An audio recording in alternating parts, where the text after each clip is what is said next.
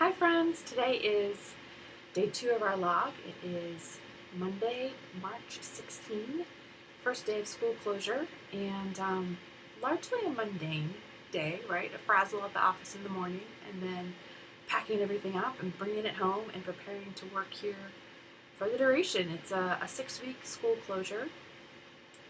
My office is essentially shut down as well. My boss is working from home, and today was a lot of teaching him about how to use video conferencing tools, which he's catching on very well, as long as I set it up. So I think we're okay.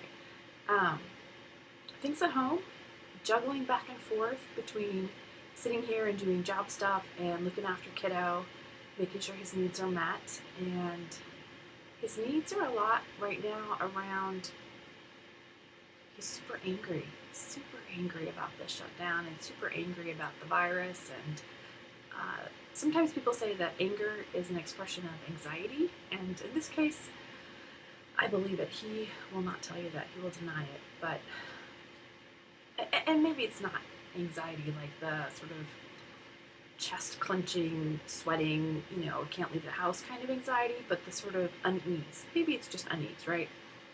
With all the changes and the limbo and not really being able to hang out with friends because of social distancing.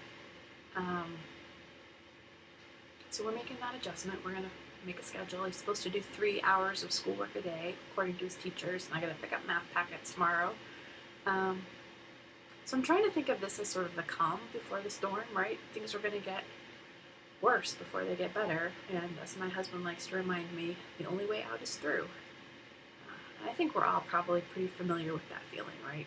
From different parts of our lives, whether it's, well, gosh, you know your life, right? I've been in plenty of situations where the only way out is through, and this is another one, and we have those skills, and we're going to practice them.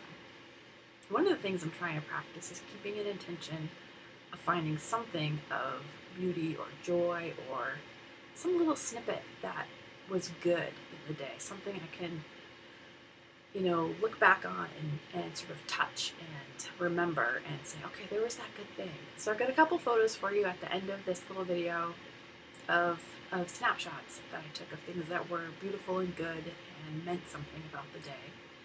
One of them is a sort of construction piece that my son is doing in the backyard. We have a bunch of raised beds, and one of them is his, and he has taken it over with cinder blocks and downspouts, gutters, and just paraphernalia that he finds in the shed, and built a platform and a bridge, and he throws birdseed out there, and the birds dig it. So that's one of the things I'll show you. We've also got a beautiful forsythia starting to bloom in our yard, and I love that. Kiddo is really into sports cars right now. Lamborghinis are his favorite, and so he's been watching YouTube videos, and I got a snapshot of him watching that. And one of our cats, we have 4 cats, and Miles is my favorite, don't tell. He's smart and chatty and loves to snuggle and wants to be carried around the house, and got a really good picture of him on a back of a chair heaped up on blankets, so 4 little snapshots in our day that were worth remembering and tell you a little bit of something about our lives here right now. I think my other intention is to remember to pause and breathe, right? Take some breaks throughout the day, maybe practice a meditation. I've got some I'm happy to share with folks if you're looking for, just a really brief way to sort of calm your mind, settle into your body, breathe, and then go back into the day, right? And I think that's going to be super helpful for me. I hope it's super helpful for you. And hopefully I can teach my boy some of that too. What else are we doing? Good meals, right? As long as we have fresh produce. So tonight was a roasted mix of, bell peppers and Brussels sprouts and red potatoes and onion and some chicken. Simple, easy, awesome. And that's all I've got for tonight. So be well, everybody. Stay safe. Help your neighbors if you can. And help do what you can, right?